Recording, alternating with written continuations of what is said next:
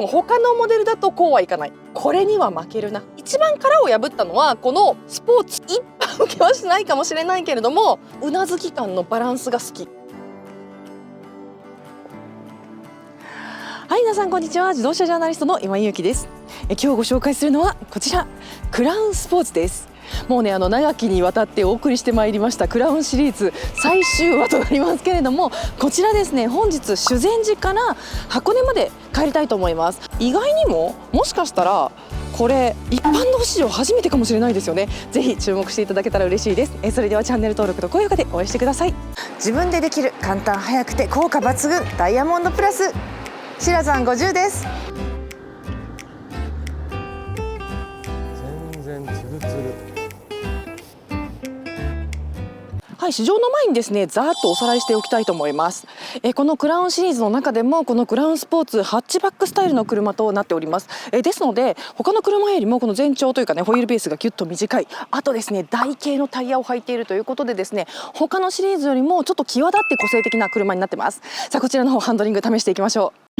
う。いやー、やっぱり好きかもこれ。まあでもね、クラウンスポーツ好きっていう人はやっぱある程度車好きな人じゃないかなって思うんですよね。その車好きじゃない人、普通に落ち着いた車が欲しい人にはちょっと進めない理由とかもありますので、その辺は追ってお話ししていきたいと思います。ご覧の通りですね、右へ左への結構ねハードなワインディングを越えて一般道に出ていくというね、修善寺マリオットからの帰り道なんですけれども、こういうところで乗ると実はですね GR ヤリスのですね改良前の一般道市場もこの道だったんですけれども、いや懐かしいですね。だいぶ前ですけれどもね、この一般道で乗るとですね、すごいやっぱり、ね、ハンドリングがめちゃくちゃクイックですごい俊敏っていうのをですね、めちゃくちゃ思い知るわけなんですよ。でこれが多分他のモデルだとこうはいかない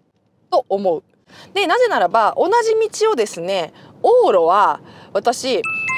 クラウンエステートのですねプラグインハイブリッドで上がってきました。プラグインハイブリッドなので、非常に、モーターの出力も私ほぼエンジンかけずに帰ってきたんですけれども、EV 走行だけで89キロいけるというのが、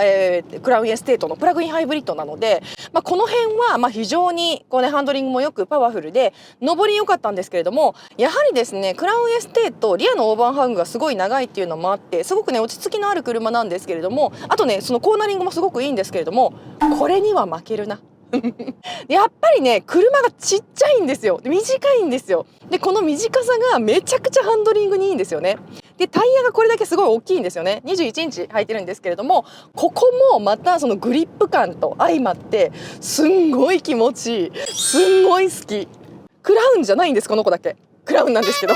ちょっとね一番最後にこの子を残しといてくれてありがとうございます、運営の事務局の皆さんって思うんですけど、これはね元気出ますね。今までのそのクラウンのねやっぱ4つのシリーズってそれぞれやっぱり味が分かれていて、まず一番最初にやっぱり今回ねクロスオーバーっていうのが出てきました。やはりですね市場のトレンドですよ。クラウンが人気だった頃40代がクラウンのメインユーザーだったんですね。だけど先代のクラウンになってからなんと平均のユーザー年齢が62歳っていうところまで上がってきた。もちろんだからクラウンとともに年を重ねてきたユーザーさんが順当に年齢を重ねられたということで、コアユーザーが変わってないということでもあるんですね。だからすごいコアなお客様をずっとつなぎ止めてきた車とも言えるんですけれども、セダンの人気が落ちていった。これは市場のトレンドから見てもそうだと思います。どんどん SUV 人気が上がっていって、セダンがシュリンクしていった。でそんな中で新しいクラウン、クラウンってすごく伝統的なモデルに思えて新しいチャレンジをいろいろしてきた車でもあるんですよね。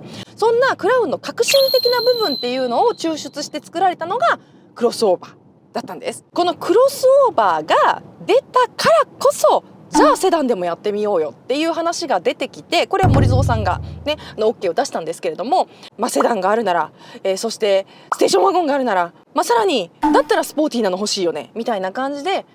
今の森蔵さんですからスポーティーなのね要望なさるのは容易に想像できることですけれども、そんな感じで派生車種がいろいろできてきて、クラウン商品群として全4台のラインナップが完成したということなんですよね。なのでクラウンの中でも味付けがちゃんとマッピングとして分布されているというところがすごくユニークで面白いところで、しかもちゃんとそのマッピングに合わせて味が全然ねそれぞれ違う。全然って言ったらあれだな、個人的に今回全部乗ってみてセダンっていうのがクラウン・オブ・ザ・クラウンみたいな感じの位置づけにある、すごく重厚でどっしりしていて、ラグジュアリーなセダン。先代から比べると随分ラグジュアリー味を増しましたけれども、 FCEV もあるからやっぱりすごくね際立ってものすごい質感が高いんですけれども、ザ・セダンみたいな感じの味付けになっている。でそこから先代のクラウンに近いのが実はクロスオーバーなんですよね。そこにすごく近いところにエステートがある。でここの2つはすごく本当に似てますけれども、このスポーツだけギャッとこのねチャートで言うとスポーティーかつ俊敏なところに位置するんですよ。ハンドリングからしてこの子だけ際立って軽い。これ作った人はこれだけ味変えちゃえみたいな、なんかやっちゃえみたいな感じのチューニングをしたんじゃないかなっていうことをね、ちょっと面白がってるというか、これをすごく作ってる人たちが楽しそうに作ったのが透けて見えるモデルになってます。ちょっとあまりにもタイプすぎて今取り乱しましたけどこのクラウンスポーツに関しましては、今乗らせていただいているのがハイブリッドモデル 2.5 リッターのハイブリッドです。でこれはクラウンのクロスオーバーとかエステートにもあるやつで、プラグインハイブリッドもあります。でこれもエステートにあるやつと同じです。なんですけれども、それぞれの専用の制御がちゃんとなされてて、その味が分けられてる。クラウンスポーツはもうめちゃくちゃ軽やかで、ものすごくクイックなんですよね。でその理由としてはやっぱりボディがこれだけねすっごい短いんですよ。でそのハンドリングが全然違うっていうところがあると思います。こんなにボディが違うだけでこんなに味が違うのかと思うんですけれども、ちょっとねしないですよ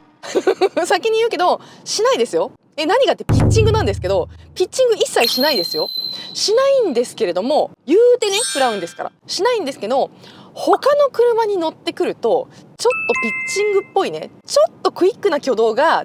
あるんですよ。ここがものすごいタイプ。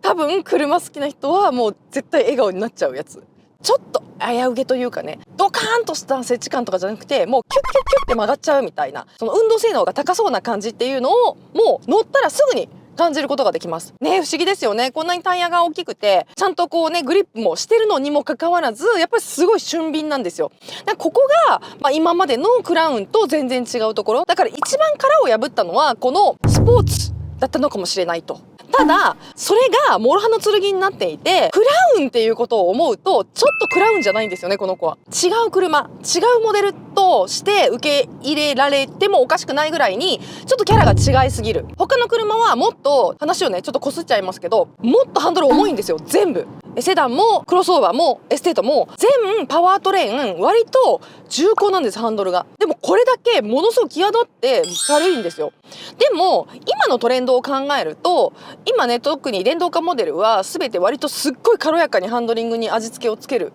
車の重さをですねハンドリングでごまかすって言ったらあれですけど演出するっていうことをされているんですよね。なので全世界的なトレンドを見ると、これぐらいハンドル軽いのはむしろある話だよねっていう感じです。不自然さもないし、クイックすぎて疲れちゃうみたいな、扱いにくい、思った以上に曲がっちゃうみたいなことも全くないです。ただすんごい軽やかでものすごい楽しいだから今ちょっと車線変更をねしましたけれども、こういうところもむしろこの軽やかさであんまり腕力に自信がない人とかにはいいかも。もしくはね、さらにちょっと大げさに言ってしまうと、イタリアンスポーツみたいなヒラヒラ感が好きな人はこれ絶対好きですね。ただここがさすがそのクラウンだなと思わせるところは、このヒラヒラしてるハンドリングに対して接地感がしっかりあるんですよね。この台形のタイヤのおかげで割としっかりとこのヒラヒラ感を受け止めてるがゆえに、例えばレーンチェンジとか、例えばちょっとねその辺の角曲がる時とかだけでもものすごく鼻先がグイーンって入っていくような感じに思えるんです。だからここがすごく他の車と違うところで、その入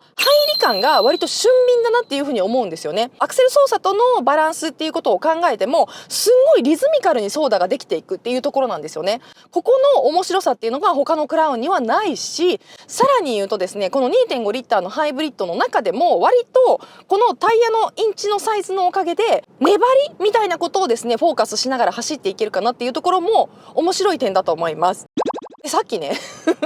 運営のこの試乗会の運営の方方すごい長い間ねお世話になってる方なんですけどと話してて、今井さん結局これ4台乗ったけどどれが好きって言われて、もう迷うことなくスポーツって言ってしまったんですけど、でそしたらその方もいやだよね、ねこれいいよねみたいな、だからちょっと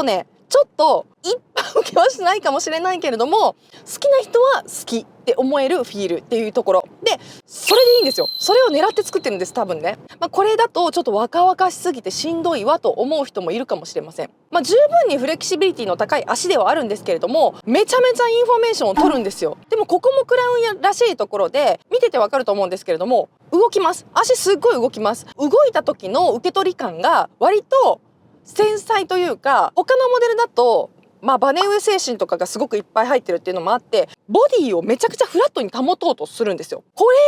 れに関してはあんまりそのガタガタ感というかインフォメーションを消そうとしてない、無理やり消そうとしてないっていうところに個性がある。それこそね、最初の試乗会が9時のショートコースでしたけど、ああいうねハイスピードなハンドリングローで乗るともうめちゃくちゃいいんですよ。全然曲げられるから、軽やかなのにものすごい接地感があって、例えばそのショートコースの最終コーナーってもうほとんどヘアピンカーブみたいな感じで結構な高速コーナーなんですよね。でそこをすんごいねボトムスピードを落とさずに1個ハンドル拳1個分ぐらい切り込んでギャーンって曲がっていけるぐらいすっごい気持ちいいんですよ。でそういうのを今鮮烈に思い出しました。私よかった、そういえばこの車めっちゃ良かったんだったわと思って、クラウンスポーツ激推しかもしれないですエステートの試乗会なのに改めてこのクラウンスポーツの良さを思い知ってしまう試乗会になってしまいました。なんかね、もうちょっと車高低くてもいいんだよなと思うんですけれども、とにかくいいですね。あと 2,3 センチ車高が低くてもいいかなっていうふうに私は思ってしまうんですけれども、スタイリングとしても非常に美しいですし、ハンドリングとしても、これだけのストロークがあるのでこの粘る感じっていうのも実現されているかなと思います。でも3センチ以上落とすと落としすぎですね、この車に関してはね。大人はねっていう感じでしょうか。そうだからね、この子だけちょっとね乗り味がアナログチックなんですよ。ここも好ましい点なのかもしれないです。突き詰めていくとやっぱり電子制御とかってすごい面白いんですけれども、快適に乗りたいか面白く乗りたいかっていうところでやっぱりこれのありなしというか、その制御の介入の仕方っていうのの好みが分かれてくるところなんですよね。もうこれは本当にライフスタイルであったりとか好きか嫌いかみたいな感じなので、車をどう使うか、どう乗るか、どう乗りたいか、どう乗られたいかっていうところに寄ってくると思うんですけれども、制御がどこまで入ってるかっていうところの欲しがり方みたいなところがライフスタイルによって変わってくるわけですよね。ここが私はやっぱ一人で乗ることも多いし、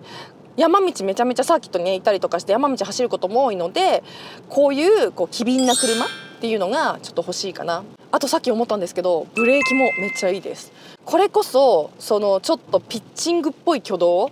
と合わさってきている部分なのかもしれないんですけれども、キュッて合わせ込んでいった時のうなずき感のバランスが好きここはもうなんかちょっとこれシェアできる人はあんまりいないかもしれないですけど、キュッてなる時のうなずきが好き。本当にこれぐらい短い車がね、私ハッチバックっていう車が大好きなんですけれども、多分ね人生の中で自分で欲しいと思って選んできた車がほとんどハッチバック。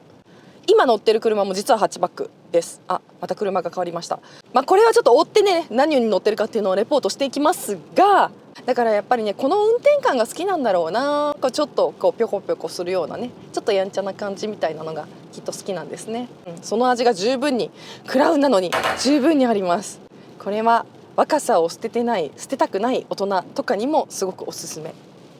程よくやんちゃ。すんごい山道に入ってきた。そうこういう時に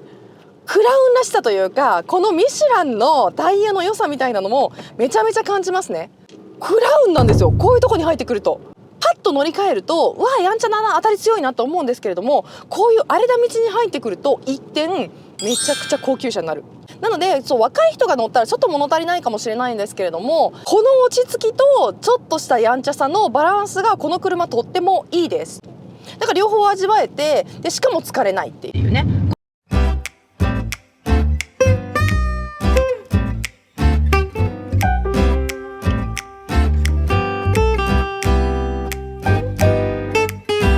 はい、というわけで今日はこちらクラウンスポーツの一般道試乗をお届けしてまいりました。いかがだったでしょうか。私もね久しぶりにこのクラウンスポーツ乗りましたけれども、一番好みです。私はこれが。皆さんもぜひお気に入りのクラウンを選んでみてください。それでは今日も最後までご覧いただきましてありがとうございました。そして長きにわたりましてクラウンシリーズ、これで最終話完結編となります。この後もいろんな車試乗していきたいと思っておりますので、皆さんぜひ引き続きチャンネル登録と高評価で応援してください。それでは最後までご覧いただきましてありがとうございました。自動車ジャーナリストの今井ゆきでした。バイバイ。